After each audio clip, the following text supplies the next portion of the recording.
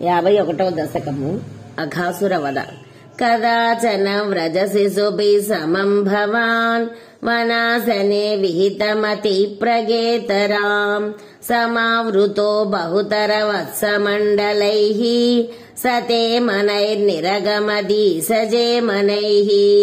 వినిర్యతస్తవ చరణాంబుజద్వయా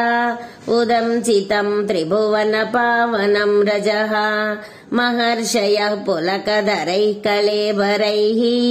ఉదూహిరే ధృతభవదీక్షణోత్సవాః ప్రచారయత్య విరళः సాద్వలేతలే పశూన్ విభో భవతి సమం కుమారకైః అఘాసురోऽన్యరుణదఘాయ వర్తనీ భయానకः సపది శయానకాకృతిః మహాచల ప్రతిమతనోర్గుహానిభా ప్రసారిత ప్రదిత ముఖస్య కాననే ముఖోదరం విహరణ కౌతుకాద్గతాః కుమారకాః కిమపి విదూరగే త్వయి ప్రమాదతః ప్రవిశతి పన్నగోదరం క్వ దత్తనౌ పశుపకులే సవాసకే విదన్నిదం త్వమపి వివేసిత ప్రభో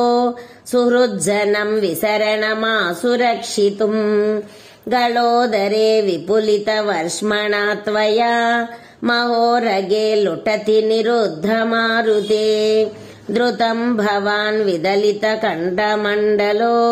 విమోచయన్ పశూన్ వినిర్యయౌ క్షణం దివి త్వదుపగమార్ధమాస్థితం